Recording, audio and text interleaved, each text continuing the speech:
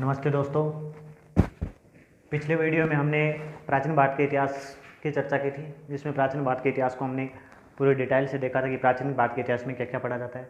आज हम मध्यकालीन भारत का इतिहास पढ़ेंगे और मध्यकालीन भारत के इतिहास में ये समझेंगे कि क्या क्या पढ़ा जाता है। यानी इस प्रकार से इसको डिवाइड करके देखेंगे कि इसमें पढ़ा क्या क्या जाता है, ताकि चीज़ें हैं जो एक दूसरे के अंदर मिले जुले न और याद करने में भारत का इतिहास है जो आसान रहे।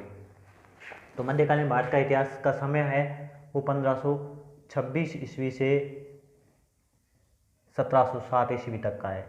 मैंने आपको पहले बताया भी है ये, यानी मध्यकालीन भारत का इतिहास है वो है 1206 ईस्वी से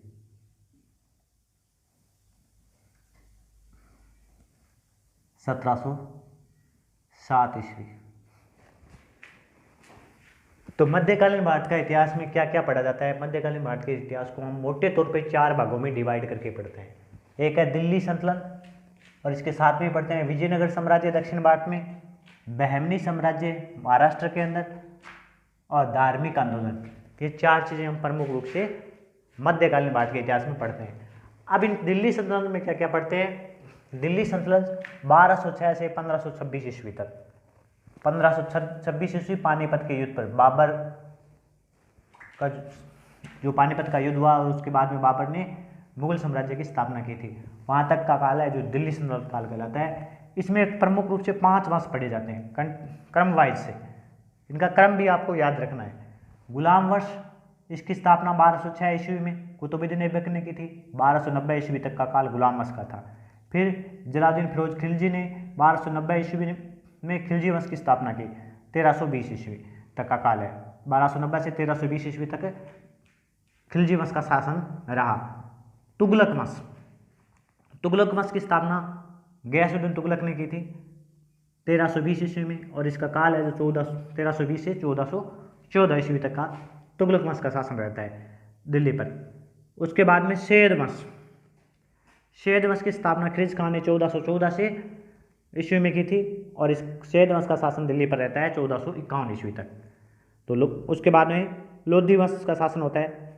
बहलोल लोधी, इब्राहिम लोधी जो हम पढ़ते हैं, 1451 ईस्वी में बहलोल लोधी ने इसकी स्थापना की थी, और 1526 ईस्वी तक का काल है जो लोधी वंश का दिल्ली पर शासन रहता है। तो दिल्ली सल्तनत में हम प्रमुख रूप से 5 वंश पढ़ते हैं: गुलाम वंश, खिलजी वंश, तुगलक वंश, सैयद वंश और लोधी वंश। और लोधी वंश के बाद में इब्राहिम लोधी को हराकर पानीपत के युद्ध के अंदर बाबर है जो मुगल वंश की या मुगल साम्राज्य की स्थापना करता है। इतना जो ये 5 वंश है ये दिल्ली सल्तनत में पढ़े जाते हैं। इनका क्रम भी याद रखना है, इनका काल भी याद रखना है। गुलाम वंश के बाद में खिलजी वंश, खिलजी बाद में तुगलक वंश, तुगलक के बाद में सैयद वंश, सैयद वंश के बाद में लोधी वंश। इधर दक्षिण भारत के अंदर विजयनगर साम्राज्य की स्थापना होती है। हरिहर बुक्का, ये 2 भाई थे, हरिहर और बुक्का, ये विजयनगर साम्राज्य की स्थापना करते हैं 1336 ईस्वी में।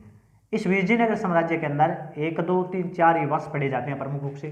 संगम वंश, इसकी हरिहर प्रथम ने इसकी स्थापना 1346 ईस्वी में की थी।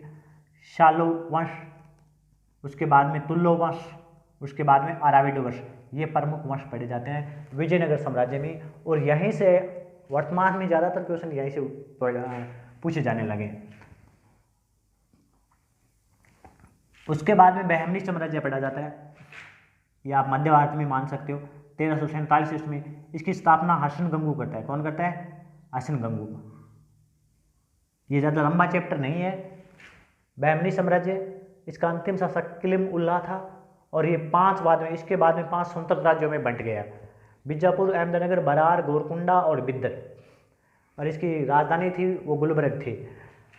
बीजापुर 1489 ईस्वी में स्वतंत्र हो गया, अहमदनगर 1490 में, और बरार 1490 में, और गोलकुंडा 1512 में, और बिदर 1526 ईस्वी में। इस प्रकार से विजयनगर साम्राज्य का वो उसके बाद में पतन हम पढ़ते हैं। तो बीजापुर हुआ 1489 में, अहमदनगर और बरार 1490 में, गोलकुंडा 1512 ईस्वी में, और बिदर 1526 ईस्वी में अलग हो गया। तो एक चैप्टर इसका पूरा बनता है। उसके साथ में हम पढ़ते हैं धार्मिक आंदोलन। धार्मिक आंदोलन में हम एक तो सूफी आंदोलन पढ़ते हैं और एक भक्ति आंदोलन पढ़ते हैं। 5वां चैप्टर हम पढ़ते हैं समतट राज्य। कुछ समतट जो राज्य थे उस समय, जौनपुर, कश्मीर, बंगाल, मालवा, गुजरात, मेवाड़, खानादेश, इनका भी इतिहास हम मध्यकालीन भारत के इतिहास में पढ़ते हैं। तो दिल्ली संतुलन के साथ साथ में हम विजयनगर साम्राज्य, बहमनी साम्राज्य और धार्मिक आंदोलन पढ़ते हैं। ये दक्षिण भारत में पढ़ते हैं। ये तो लगभग दिल्ली संतुलन, उत्तर भारत का इतिहास, और दक्षिण भारत में हम विजयनगर साम्राज्य को पढ़ते हैं। मध्य भारत या महाराष्ट्र की कहें तो ये बहमनी साम्राज्य पढ़ते हैं। और इनके साथ में ही भारत के अंदर जो धार्मिक आंदोलन शुरू हुए थे, सूफी आंदोलन और भक्ति आंदोलन में शंकराचार्य, कबीर, इनको हम पढ़ते हैं। साथ में समतट कुछ छोटे छोटे राज्य थे, उनको भी हम इसमें पढ़ते हैं। इसके साथ में ही मध्यकालीन भारत के इतिहास में 1526 ईस्वी में मुगल वंश की स्थापना हो जाती है। कौन करता है? बाबर के बाद में हुमायूं आता है। हुमायूं के बाद में अकबर आ जाता है। अकबर के बाद में जहांगीर आता है। जहांगीर के बाद में औरंगजेब आता है। औरंगजेब की 1707 ईस्वी में मृत्यु हो जाती है। और उसके आगे का इतिहास हम आधुनिक भारत के इतिहास में पढ़ते हैं। तो मुगल वंश है ज़्यादातर वो आधुनिक भारत के इतिहास में ही पढ़ा जाता है। लगभग औरंगजेब तक हम मध्यकालीन भारत के इतिहास में पढ़ते हैं। तो इसके आगे की जो चर्चा हम अगले वीडियो में करेंगे, जिसमें हम आधुनिक भारत के बारे में बताएंगे। लेकिन आधुनिक भारत के बारे में तो लगभग आप सबको पता है, ज़्यादातर आधुनिक भारतीय लोग पढ़ते हैं।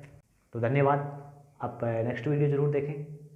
ये वीडियो में थोड़ा टाइम लगा क्योंकि मैं कुछ वीडियो राजस्थान की भर्तियों के लिए बनाने लगा। तो मैं ये कंटिन्यूज करूँगा। इससे अगला वीडियो भी मैं कल ही कोशिश करूँगा कि इसका अगला वीडियो जो मैं कल ही लगाऊँ।